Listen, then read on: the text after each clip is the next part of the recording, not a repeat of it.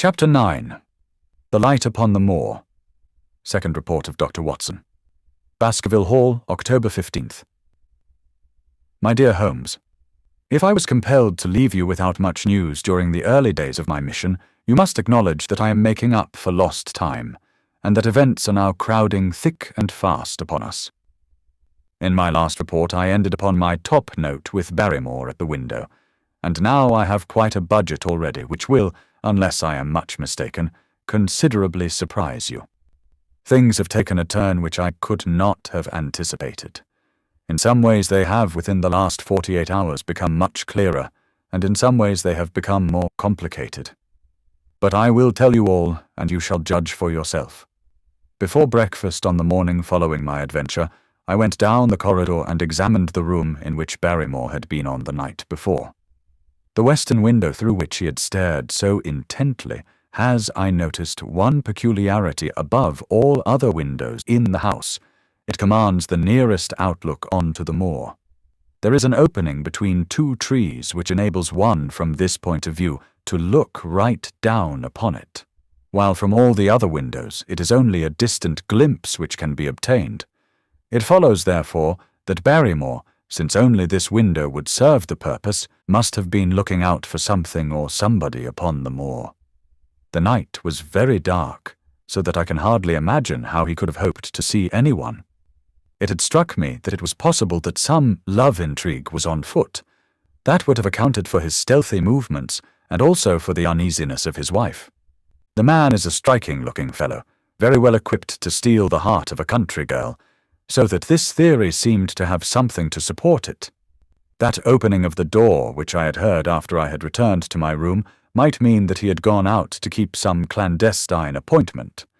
So I reasoned with myself in the morning, and I tell you the direction of my suspicions, however much the result may have shown that they were unfounded.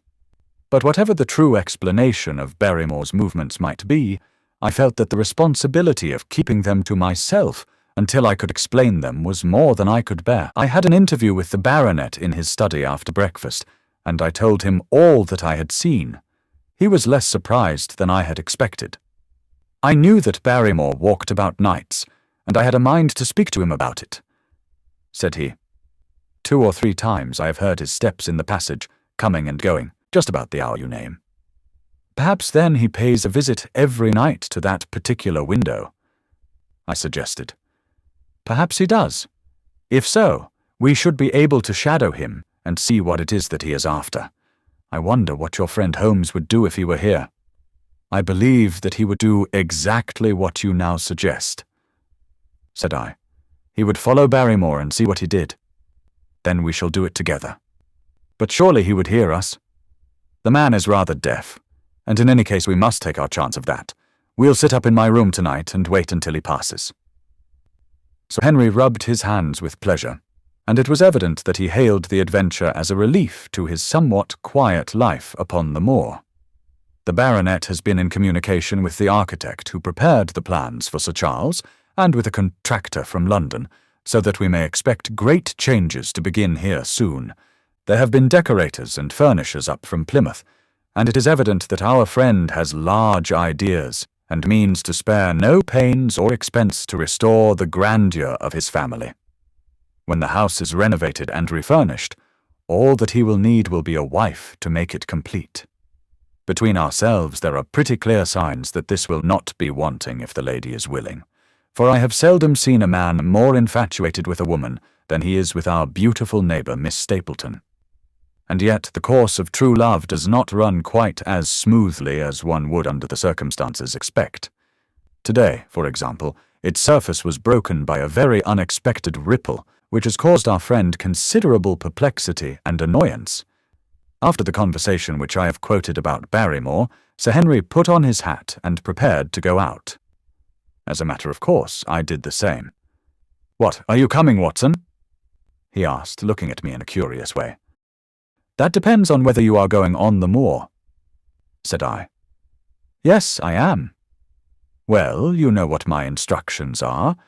I am sorry to intrude, but you heard how earnestly Holmes insisted that I should not leave you, and especially that you should not go alone upon the moor." Sir Henry put his hand upon my shoulder with a pleasant smile. "My dear fellow," said he, "Holmes, with all his wisdom, did not foresee some things which have happened since I have been on the moor. You understand me? I am sure that you are the last man in the world who would wish to be a spoil sport. I must go out alone." It put me in a most awkward position.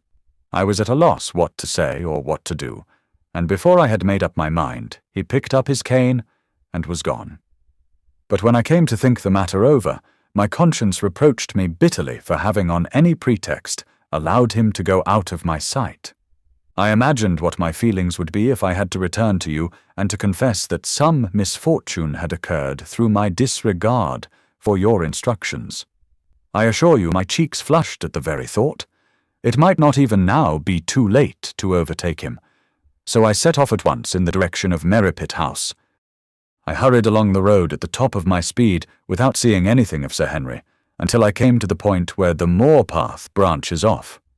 There, fearing that perhaps I had come in the wrong direction after all, I mounted a hill from which I could command a view, the same hill which is cut into the dark quarry. Thence I saw him at once. He was on the moor path about a quarter of a mile off, and a lady was by his side who could only be Miss Stapleton. It was clear that there was already an understanding between them, and that they had met by appointment.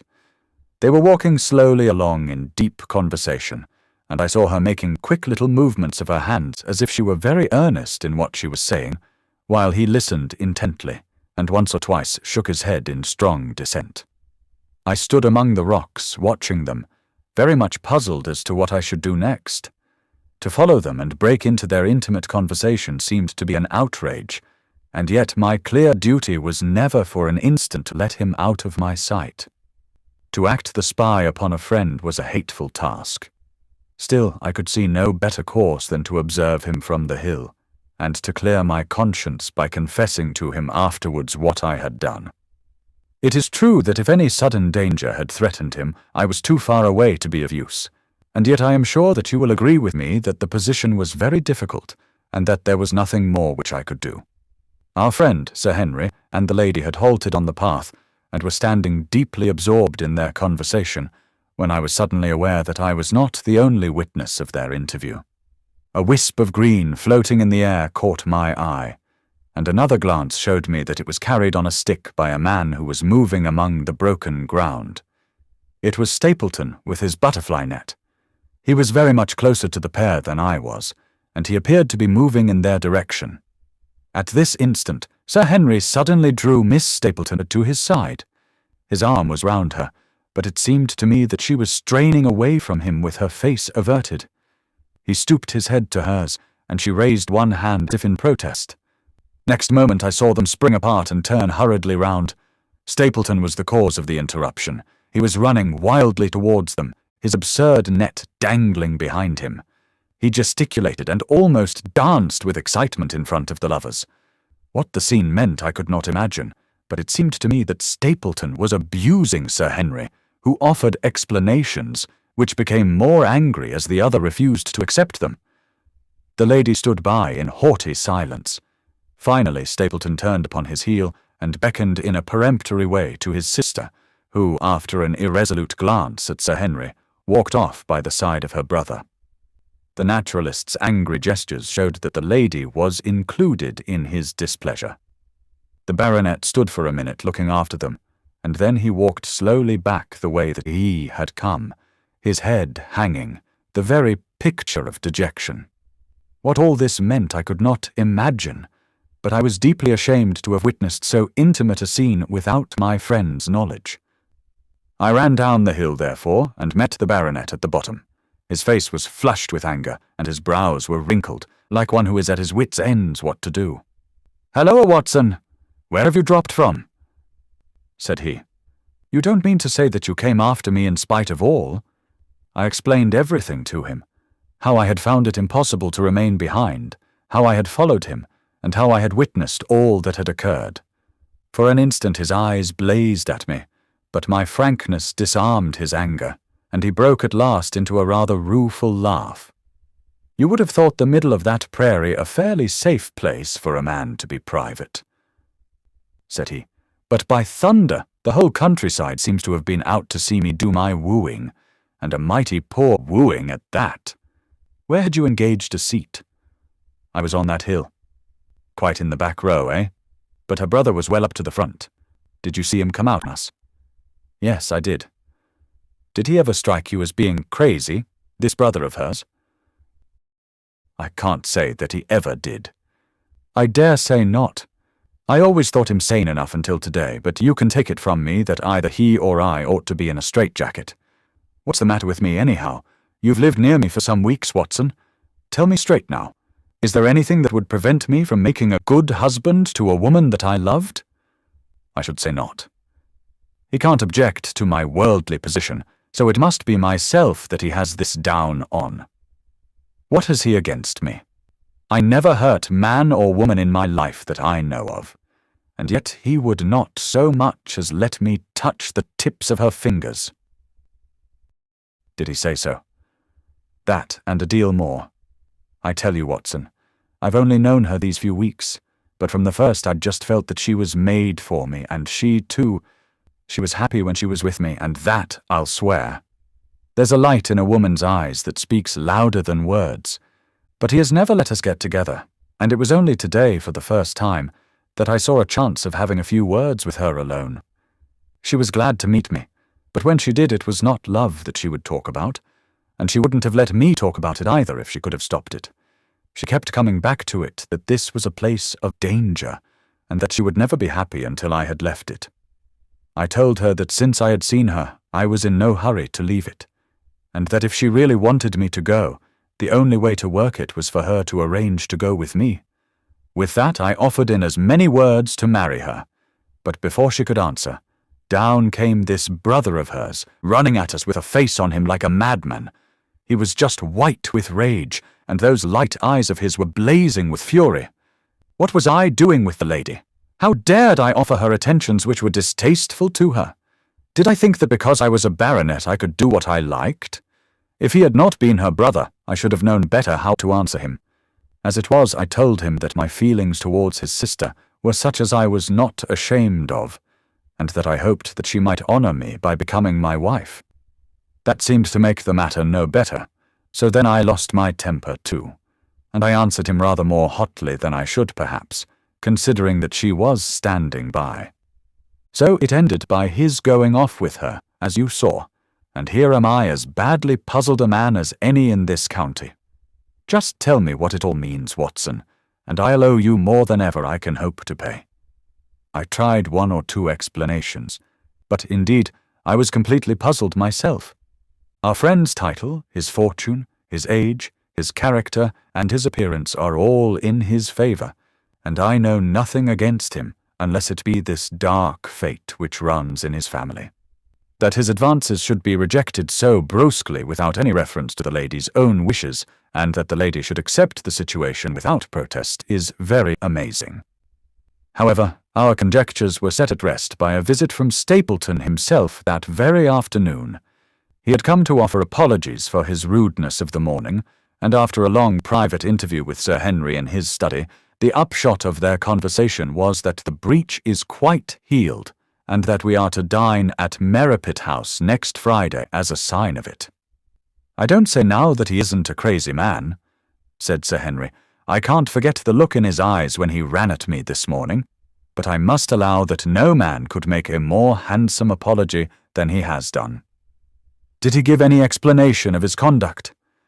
"His sister is everything in his life, he says. That is natural enough, and I am glad that he should understand her value. They have always been together, and according to his account, he has been a very lonely man, with only her as a companion, so that the thought of losing her was really terrible to him. He had not understood, he said, that I was becoming attached to her, but when he saw with his own eyes that it was really so, and that she might be taken away from him, it gave him such a shock that for a time he was not responsible for what he said or did. He was very sorry for all that had passed, and he recognized how foolish and how selfish it was that he should imagine that he could hold a beautiful woman like his sister to himself for her whole life. If she had to leave him, he had rather it was to a neighbor like myself than to anyone else. But in any case, it was a blow to him, and it would take him some time before he could prepare himself to meet it. He would withdraw all opposition upon his part if I would promise for 3 months to let the matter rest, and to be content with cultivating the lady's friendship during that time, without claiming her love. This I promised, and so the matter rests. So there is one of our small mysteries cleared up. It is something to have touched bottom anywhere in this bog in which we are floundering. We know now why Stapleton looked with disfavour upon his sister's suitor, even when that suitor was so eligible a one as Sir Henry. And now I pass on to another thread which I have extricated out of the tangled skein, the mystery of the sobs in the night, of the tear-stained face of Mrs. Barrymore, of the secret journey of the butler to the western lattice window. Congratulate me, my dear Holmes, and tell me that I have not disappointed you as an agent, that you do not regret the confidence which you showed in me when you sent me down. All these things have by one night's work been thoroughly cleared. I have said, by one night's work. But in truth, it was by 2 nights' work, for on the first we drew entirely blank. I sat up with Sir Henry in his rooms until nearly 3 o'clock in the morning, but no sound of any sort did we hear except the chiming clock upon the stairs. It was a most melancholy vigil, and ended by each of us falling asleep in our chairs. Fortunately, we were not discouraged, and we determined to try again. The next night we lowered the lamp and sat smoking cigarettes without making the least sound. It was incredible how slowly the hours crawled by, and yet we were helped through it by the same sort of patient interest which the hunter must feel as he watches the trap into which he hopes the game may wander. 1 struck, and 2, and we had almost for the 2nd time given it up in despair when in an instant we both sat bolt upright in our chairs with all our weary senses keenly on the alert once more. We had heard the creak of a step in the passage. Very stealthily we heard it pass along until it died away in the distance. Then the baronet gently opened his door, and we set out in pursuit. Already our man had gone round the gallery, and the corridor was all in darkness. Softly we stole along until we had come into the other wing. We were just in time to catch a glimpse of the tall, black-bearded figure, his shoulders rounded as he tiptoed down the passage. Then he passed through the same door as before, and the light of the candle framed it in the darkness, and shot one single yellow beam across the gloom of the corridor. We shuffled cautiously towards it, trying every plank before we dared to put our whole weight upon it. We had taken the precaution of leaving our boots behind us, but even so, the old board snapped and creaked beneath our tread. Sometimes it seemed impossible that he should fail to hear our approach. However, the man is fortunately rather deaf, and he was entirely preoccupied in that which he was doing. When at last we reached the door and peeped through, we found him crouching at the window, candle in hand, his white, intent face pressed against the pane, exactly as I had seen him 2 nights before. We had arranged no plan of campaign, but the baronet is a man to whom the most direct way is always the most natural. He walked into the room, and as he did so, Barrymore sprang up from the window with a sharp hiss of his breath and stood, livid and trembling, before us. His dark eyes, glaring out of the white mask of his face, were full of horror and astonishment as he gazed from Sir Henry to me. "What are you doing here, Barrymore?" "Nothing, sir." His agitation was so great that he could hardly speak, and the shadows sprang up and down from the shaking of his candle. "It was the window, sir. I go round at night to see that they are fastened." "On the 2nd floor?" "Yes, sir, all the windows." "Look here, Barrymore," said Sir Henry sternly. "We have made up our minds to have the truth out of you, so it will save you trouble to tell it sooner rather than later. Come now, no lies. What were you doing at that window?" The fellow looked at us in a helpless way, and he wrung his hands together like one who is in the last extremity of doubt and misery. "I was doing no harm, sir. I was holding a candle to the window." "And why were you holding a candle to the window?" "Don't ask me, Sir Henry, don't ask me. I give you my word, sir, that it is not my secret, and that I cannot tell it. If it concerned no one but myself, I would not try to keep it from you. A sudden idea occurred to me, and I took the candle from the trembling hand of the butler. He must have been holding it as a signal. Said I, "Let us see if there is any answer." I held it as he had done, and stared out into the darkness of the night. Vaguely I could discern the black bank of the trees and the lighter expanse of the moor, for the moon was behind the clouds, and then I gave a cry of exultation, for a tiny pinpoint of yellow light had suddenly transfixed the dark veil and glowed steadily in the center of the black square framed by the window. "There it is!" I cried. "No, no, sir, it is nothing at all," the butler broke in. "I assure you, sir." "Move your light across the window, Watson," cried the baronet. "See, the other moves also. Now, you rascal, do you deny that it is a signal? Come, speak up. Who is your confederate out yonder, and what is this conspiracy that is going on?" The man's face became openly defiant. "It is my business and not yours. I will not tell." "Then you leave my employment right away." "Very good, sir. If I must, I must." "And you go in disgrace. By thunder, you may well be ashamed of yourself. Your family has lived with mine for over 100 years under this roof, and here I find you deep in some dark plot against me." "No, no, sir, no, not against you." It was a woman's voice, and Mrs. Barrymore, paler and more horror-struck than her husband, was standing at the door. Her bulky figure in a shawl and skirt might have been comic, were it not for the intensity of feeling upon her face. "We have to go, Eliza. This is the end of it. You can pack our things," said the butler. "Oh, John, John, have I brought you to this? It is my doing, Sir Henry, all mine. He has done nothing except for my sake, and because I asked him." "Speak out, then. What does it mean?" "My unhappy brother is starving on the moor. We cannot let him perish at our very gates. The light is a signal to him that food is ready for him, and his light out yonder is to show the spot to which to bring it." "Then your brother is—" "The escaped convict, sir. Selden, the criminal." "That's the truth, sir," said Barrymore. "I said that it was not my secret, and that I could not tell it to you. But now you have heard it, and you will see that if there was a plot, it was not against you." This, then, was the explanation of the stealthy expeditions at night and light at the window.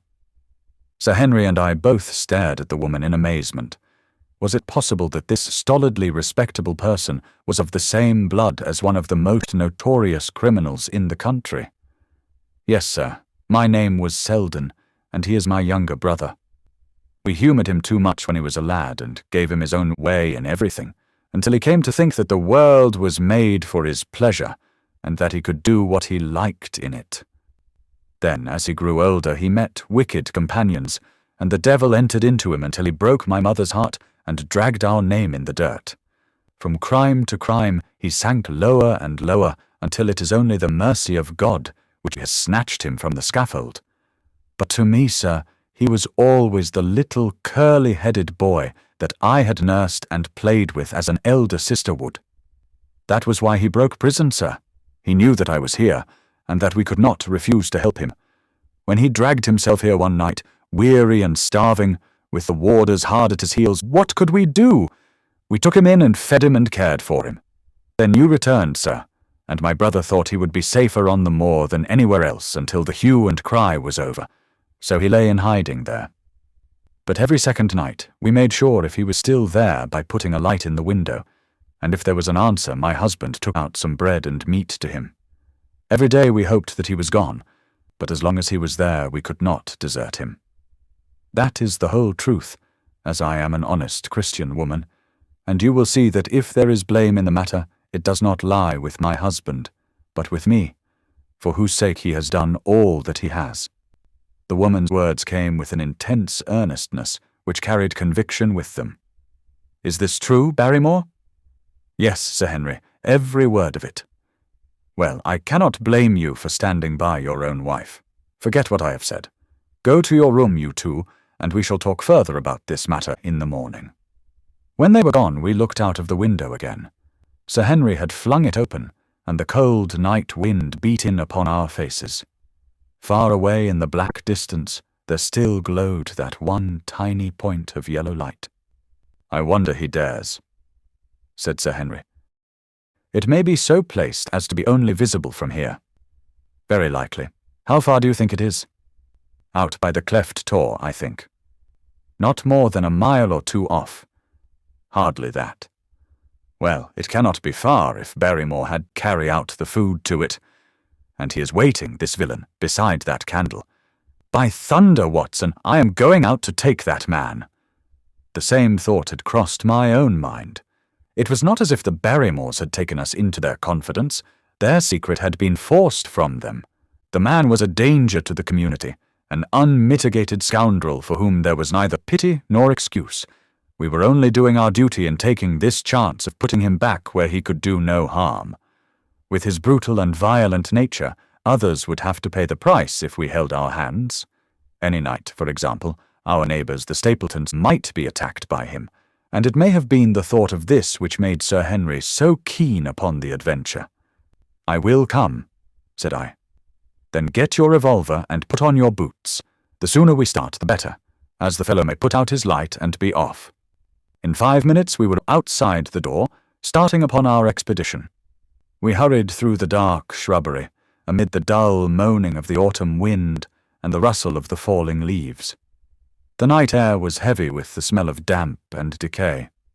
Now and again the moon peeped out for an instant, but clouds were driving over the face of the sky, and just as we came out of the moor, a thin rain began to fall.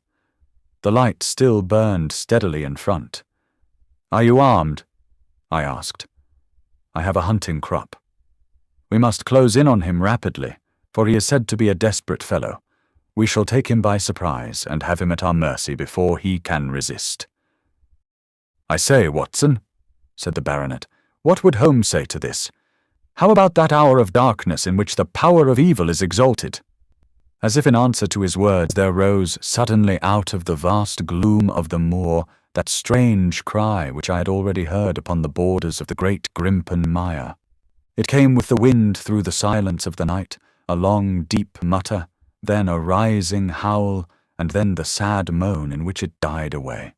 Again and again it sounded, the whole air throbbing with it, strident, wild, and menacing. The baronet caught my sleeve, and his face glimmered white through the darkness. "My God, what's that, Watson?" "I don't know. It's a sound they have on the moor. I heard it once before." It died away, and an absolute silence closed in upon us. We stood straining our ears, but nothing came. "Watson," said the baronet, "it was the cry of a hound." My blood ran cold in my veins, for there was a break in his voice which told of the sudden horror which had seized him. "What do they call this sound?" he asked. "Who?" "The folk on the countryside." "Oh, they are ignorant people. Why should you mind what they call it?" "Tell me, Watson, what do they say of it?" I hesitated, but could not escape the question. "They say it is the cry of the Hound of the Baskervilles." He groaned, and was silent for a few moments. "A hound it was," he said at last, "but it seemed to come from miles away, over yonder, I think. It was hard to say whence it came. It rose and fell with the wind. Isn't that the direction of the great Grimpen mire?" "Yes, it is." "Well, it was up there. Come now, Watson, didn't you think yourself that it was the cry of a hound? I am not a child. You need not fear to speak the truth. Stapleton was with me when I heard it last. He said that it might be the calling of a strange bird. No, it was a hound. My God, can there be some truth in all these stories? Is it possible that I am really in danger from so dark a cause? You don't believe it, do you, Watson?" No. And yet it was one thing to laugh about it in London, and it is another to stand out here in the darkness of the moor and to hear such a cry as that. And my uncle, there was the footprint of the hound beside him as he lay. It all fits together. I don't think that I am a coward, Watson, but that sound seemed to freeze my very blood. Feel my hand. It was as cold as a block of marble. You'll be all right tomorrow. I don't think I'll get that cry out of my head. What do you advise that we do now? Shall we turn back? No, by thunder. We have come out to get our man, and we will do it. We after the convict, and a hellhound, as likely as not, after us. Come on, we'll see it through if all the fiends of the pit were loose upon the moor.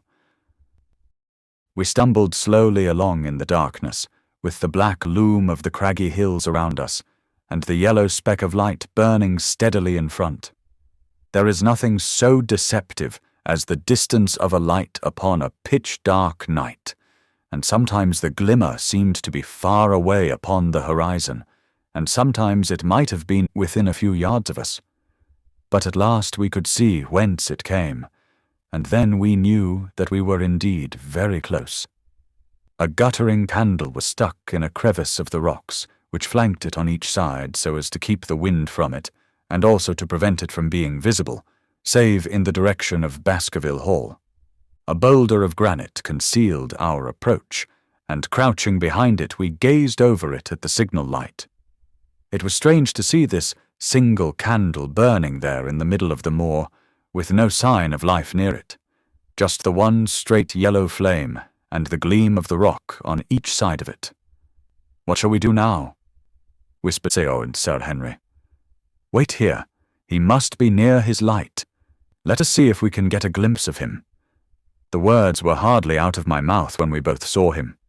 Over the rocks, in the crevice of which the candle burned, there was thrust out an evil yellow face, a terrible animal face, all seamed and scored with vile passions.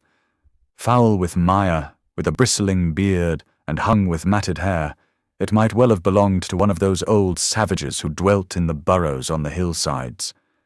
The light beneath him was reflected in his small, cunning eyes, which peered fiercely to right and left through the darkness, like a crafty and savage animal who has heard the steps of the hunters. Something had evidently aroused his suspicions.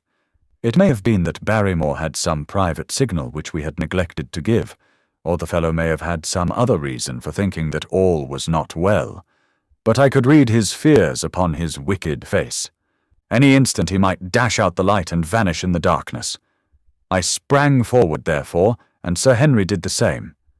At the same moment, the convict screamed out a curse at us and hurled a rock which splintered up against the boulder which had sheltered us. I caught one glimpse of his short, squat, strongly built figure as he sprang to his feet and turned to run. At the same moment, by a lucky chance, the moon broke through the clouds. We rushed over the brow of the hill, and there was our man running with great speed down the other side, springing over the stones in his way with the activity of a mountain goat.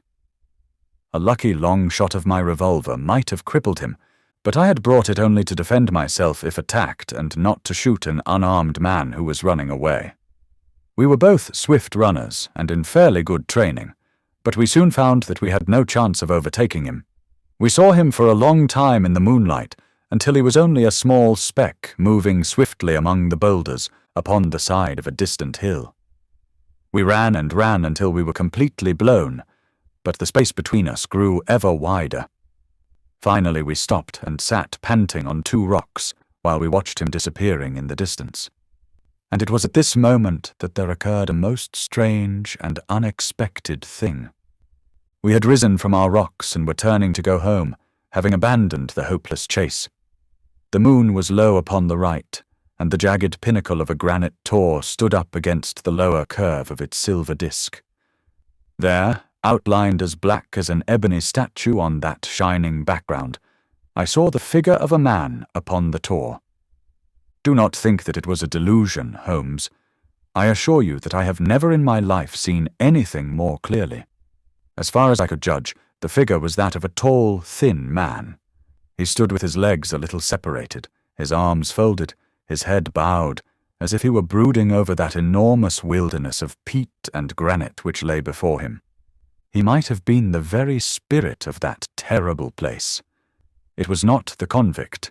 This man was far from the place where the latter had disappeared. Besides, he was a much taller man. With a cry of surprise, I pointed him out to the baronet, but in the instant during which I had turned to grasp his arm, the man was gone. There was the sharp pinnacle of granite still cutting the lower edge of the moon, but its peak bore no trace of that silent and motionless figure. I wished to go in that direction and to search the tor, but it was some distance away. The baronet's nerves were still quivering from that cry, which recalled the dark story of his family, and he was not in the mood for fresh adventures. He had not seen this lonely man upon the tor, and could not feel the thrill which his strange presence and his commanding attitude had given to me. "A warder, no doubt," said he. "The Moor has been thick with them since this fellow escaped.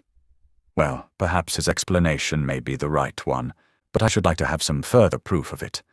Today we mean to communicate to the Princetown people where they should look for their missing man, but it is hard lines that we have not actually had the triumph of bringing him back as our own prisoner.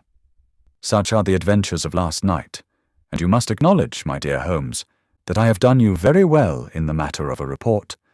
Much of what I tell you is no doubt quite irrelevant, but still I feel that it is best that I should let you have all the facts and leave you to select for yourself those which will be of most service to you in helping you to your conclusions. We are certainly making some progress. So far as the Barrymores go, we have found the motive of their actions, and that has cleared up the situation very much. But the Moor, with its mysteries and its strange inhabitants, remains as inscrutable as ever. Perhaps in my next, I may be able to throw some light upon this also. Best of all would it be if you could come down to us. In any case, you will hear from me again in the course of the next few days.